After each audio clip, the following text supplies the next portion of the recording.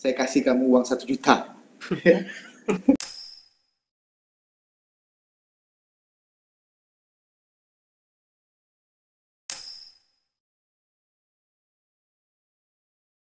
AV ini terlihat untuk nilai AV lebih dari 0,5. Jadi juga dinyatakan diskriminan yang data ini dinyatakan diskriminan yang baik. Dan yang selanjutnya yaitu outer model. Outer model yang dilihat dari reliabilitas konstruk. Ini terlihat bahwa untuk semua variabel memiliki nilai komposit dan convex di atas 0,7. Artinya juga ini dikatakan reliabilitas yang baik. Dan untuk inner model dilihat dari nilai APS, ARS, AVIV. Untuk nilai APS dan ARS ini sudah memenuhi kriteria karena p-value-nya kurang dari 0,05. Sedangkan AFIV ini kurang dari 5. Jadi ini juga dinyatakan cocok. Yang selanjutnya yaitu uji hipotesis. Untuk uji hipotesis ini dibagi 2 bagian. Yang pertama uji secara langsung yaitu direct effect. Jadi untuk variabel X terhadap Z ini untuk p-value-nya yaitu 0,01. Artinya H1 diterima karena p-value-nya kurang dari 0,05.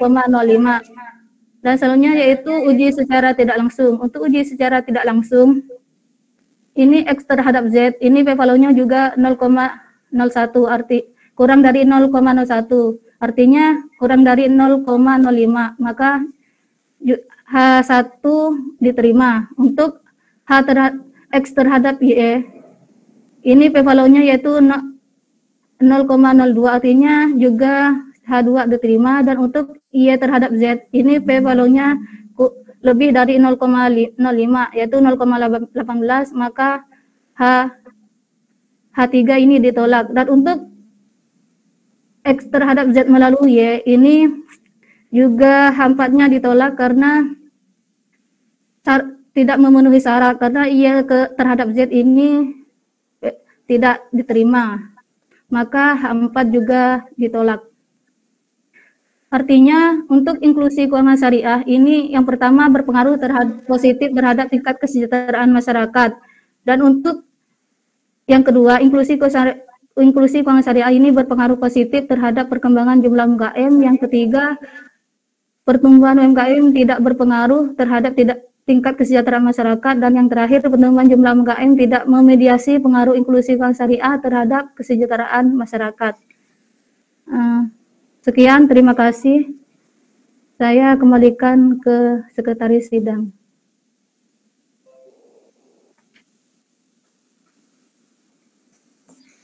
Oke, terima kasih untuk Homsi. Waktunya kurang lebih 10 menit. Nah, di kesempatan pertama ini Homsi akan berusaha untuk mempertahankan hasil dari penelitian kamu ya. Di kesempatan pertama ini akan kami serahkan kepada Bapak Eko Bahtiar. Kepada Bapak, waktunya kami persilakan. Ya, oke, terima kasih. Bentar dulu ya. Iya, Pak. Bentar dulu. Sambil coba kamu konfirmasi ke Pak Daus lagi. Udah dibaca tapi enggak dibalas.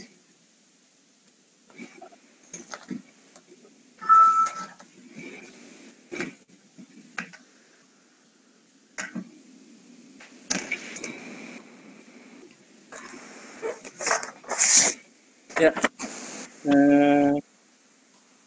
Homsiatur Rohmah. Iya, Pak. Bisa berapa kamu ini? Taruh 10, jalan 11, Pak. Jalan. Ya.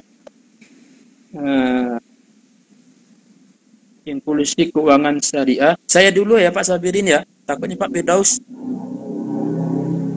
Tidak apa-apa ya? Apa-apa. Ya. Inklusi keuangan syariah dalam hubungan dengan pertumbuhan kelembagaan UMKM yang berimplikasi pada tingkat kesejahteraan masyarakat di Indonesia. Saya ingin tanya, apa itu inklusi? Akses layanan, Pak. Kemudahan akses. Inklusi keuangan syariah? yang berbasis syariah.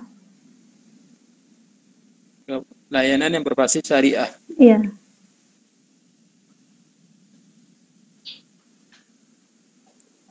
Nah, pertama saya ingin tanya, mengapa kamu mengambil penelitian judul penelitian ini? Karena Melatar belakangi kamu mengambil penelitian ini? baik, karena di sini ada ketertarikan saya terhadap inklusi keuangan syariah, karena terlihat bahwa perbankan syariah ini yang paling menonjol. Jadi juga diikutkan dengan pertumbuhan kelembagaan MKM yang tersebar luas. Ada tulisan yang kamu tidak sebutkan halamannya. Misalnya, tulis 2015 atau siapa. Dan ada juga Anda masukkan halamannya. Nah, saran saya, ketika Anda menggunakan body note atau end note itu harus selaras. Biasanya kan nama, kemudian tahun, dan halaman buku. Gitu kan? Nah, karena saya lihat sini ada yang nulis nama dan tahun saja. Ada juga nama, tahun, dan halaman.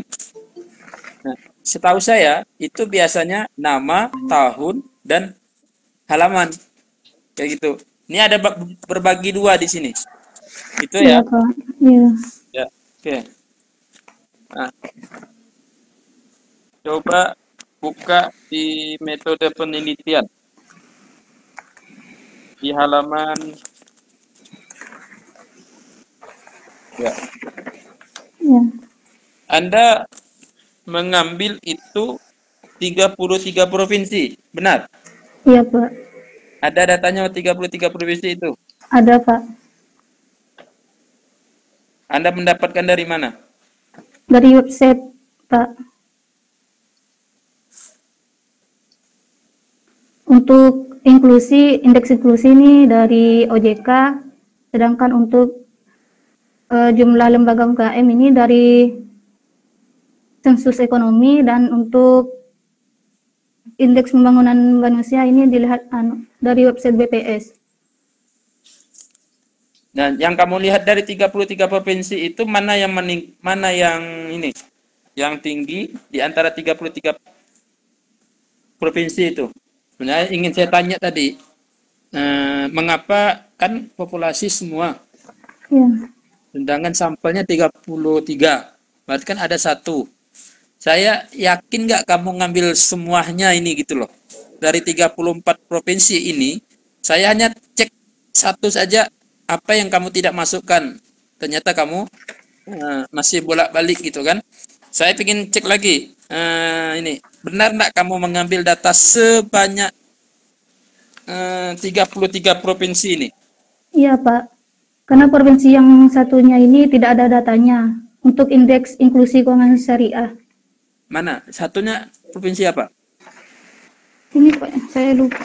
Nah, jangan sampai Anda mengatakan ada satu Pak yang tidak ada indeks tentang keuangan syariah, tapi Anda tidak bisa menjawab. Nah, itu kan berarti Anda tidak bisa mempertahankan argumentasi Anda.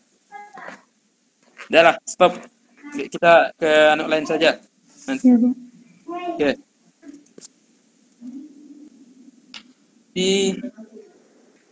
Coba Anda jelaskan dulu di variabel itu. Itu kan ada di halaman 45 itu kan ada variabel penelitian, dan itu kan ada 3. Iya, Pak. Variabel independen, intervening, dan dependen. Apa itu? Dan apa perbedaannya di antara 3 itu? Variabel independen itu variabel bebas, Pak. Sedangkan intervening ini variabel apa? Variabel yang bisa mempengaruhi antara independen dengan dependen. Sedangkan untuk dependen ini variabel terikat. Terikat. Masuk ke ini saja terakhir. Ke apa nih? Di halaman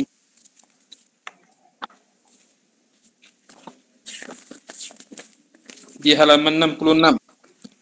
Kan pertumbuhan jumlah UMKM terhadap kesejahteraan masyarakat. Ya.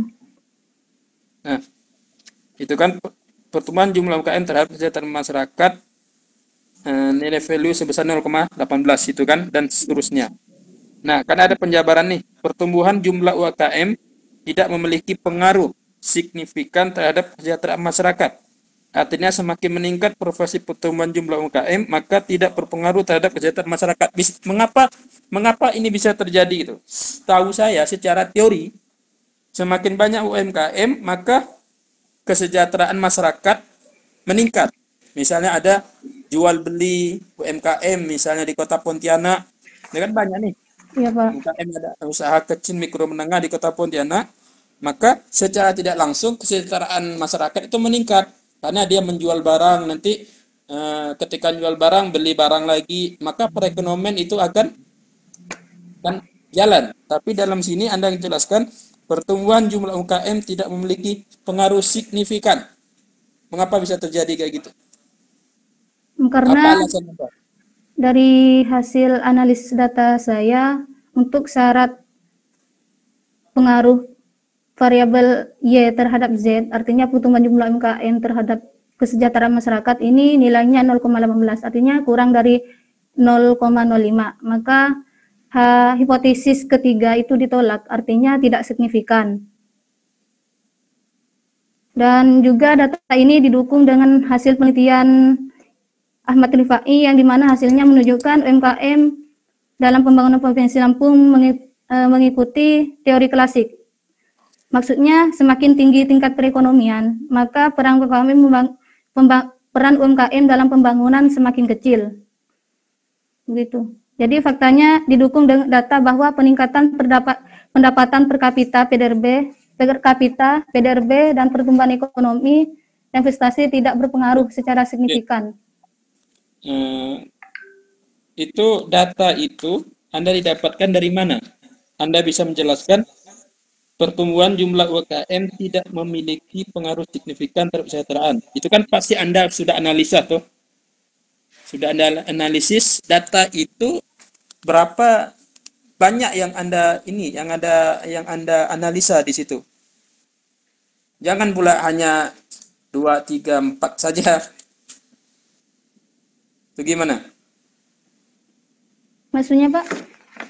Ini kan pertumbuhan jumlah UMKM tidak memiliki pengaruh signifikan terhadap kesejahteraan masyarakat. Nah, kan tidak memiliki pengaruh signifikan, tetapi secara yang kita lihat itu kan semakin banyak UMKM, maka kesejahteraan masyarakat semakin meningkat.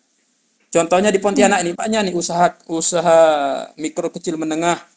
Ya, berarti kan ketika usaha itu berjalan, maka kesejahteraan masyarakat juga meningkat secara teori. Tapi Anda mengatakan tidak signifikan. Tidak signifikan itu bagaimana?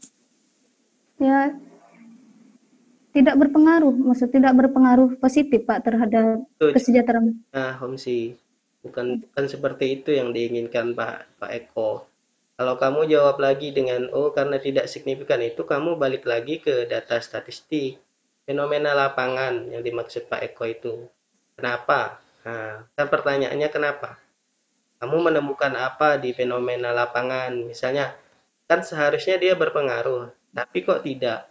Mungkin pertumbuhannya masih kecil, atau di tingkat intensitas kita membeli ke UMKM masih kecil. Nah, begitu cara menjawabnya di fenomena lapangan. Kamu menemukan apa di lapangan selama proses penelitian kamu? Ya, terima kasih, Pak. Jadi dilihat dari indeks pembangunan manusia yang tinggi seperti di Jakarta, yaitu indeks pembangunan manusianya itu 79,6%, menyebabkan semakin kecil pula jumlah UMKM yang hanya di Jakarta 4,44%. Dan untuk seperti di Jawa Timur, semakin tinggi jumlah UMKM yang di Jawa Timur UMKM sangat tinggi, tapi indeks pembangunan manusianya itu menurun jadi 69,7%. Begitu, Pak. Ya, oke lah, cukup lah. Ya, Ya, Pak Sabirin. Siapa nama nih? Khamsiatur Rahmah. Ya, saya persilakan lagi kepada Pak Sabin. Terima kasih. Assalamualaikum warahmatullahi wabarakatuh. Waalaikumsalam warahmatullahi wabarakatuh. Terima kasih Pak Eko Bahtiar untuk penyempurnaan dari proses penelitian mahasiswa bimbingan kami. Ada beberapa catatan ya, Khamsiah. Ya. Itu sangat berisi untuk meningkatkan hasil dari penelitian kamu. Di beberapa catatan itu, kamu mudah-mudahan ada teman yang bantu catat ya di sana ya. Iya. Nah, pemilihan penulisan tadi harus konsisten. Kalau memang body note itu pakai semua gitu, jangan yang enggak. Iya. Kemudian nanti tolong kamu tambahkan untuk menganalisis khusus di Provinsi Kalbar itu seperti apa. Karena kan data untuk kabupaten kota kan nggak dapat. Nah, Iya. kalau di Provinsi Kalbarnya aja dulu gitu ya. Itu penyempurnaan yang bagus dari Pak Eko, harus kamu penuhi. Kamu dari daerah mana? Khamsiatur Rahmah? Punggur, Pak. Punggur. Sana ada petani? Banyak Ada. ya? Petani banyak. Banyak. Coba kamu sekali-sekali tanya, Bapak ngerti nggak inklusi keuangan itu apa? Satu. Kemudian Bapak pernah nggak mendapatkan pinjaman dari bank, dari UMKM? Dua. Yang ketiga kamu tanya, setelah Bapak dapat, gimana Bapak mendapatkan pinjaman itu? Mudah atau enggak? Oh mudah. Tiga. Terus kamu tanya lagi, apa perasaan Bapak setelah mendapatkan kemudahan pinjaman itu? Kalau dia misalnya jawab, wah saya alhamdulillah bahagia sejak itu, anak-anak saya bisa baca tulis. Kemudian ini umur saya sampai sekarang nih panjang, keadaan saya sehat. Saya kasih kamu uang 1 juta. Saya kasih kamu uang 1 juta. Kalau dia jawab begitu. Ayo Komsya. Ya, kalau Cari kamu bisa datanya Komsya. Dapat fakta. Nah, itu tuntutan beratnya penelitian kuantitatif itu, dia harus bisa nunjukkan nih loh Pak, data faktualnya ini loh. Dia tidak hanya bicara tentang fakta, nggak bicara tentang fakta, tapi yang aktual. Itu kesulitan beratnya penelitian kuantitatif itu di situ. Ya? Iya, Pak. Oke, terakhir ini Pak Khamsiatur Rahmah, tata tulis.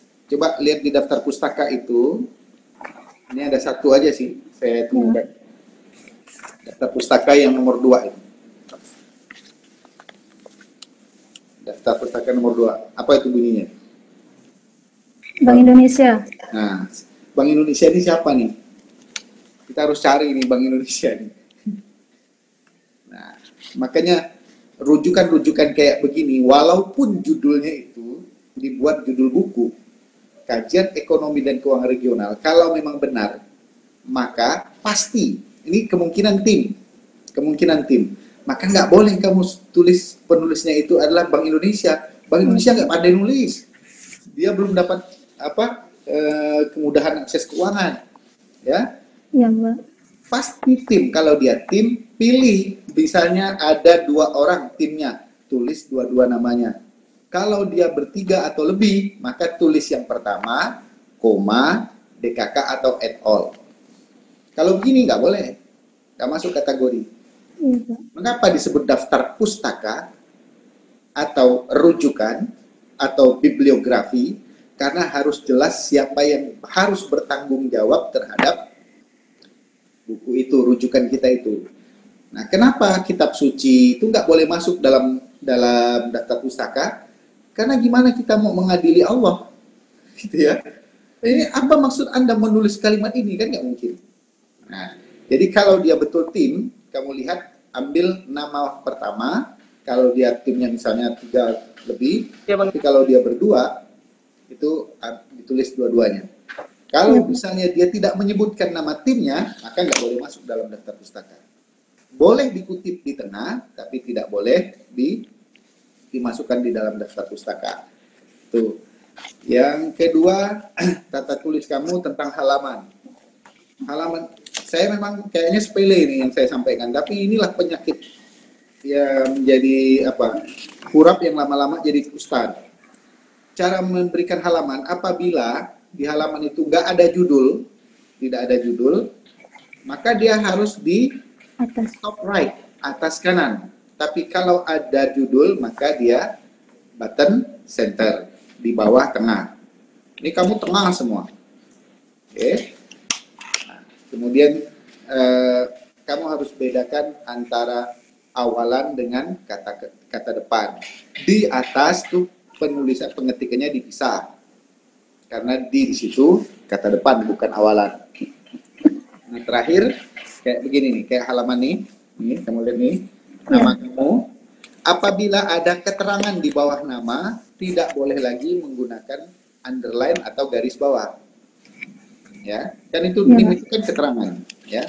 Itu nggak boleh. Oke, saya kira itu. Terima kasih. Assalamualaikum warahmatullahi wabarakatuh. Saya sudah menerima nilai-nilai dari para penguji, dari Bapak Eko Bahtiar, Pak Dr. Muhammad Firdaus Ahmad, dari Ibu Dianti LSCAK, termasuk dari saya sendiri. Adapun jumlah nilai kamu setelah dirata-ratakan, untuk metodologi itu 79,75, untuk presentasi argumentasi itu 81, dengan total 160,75,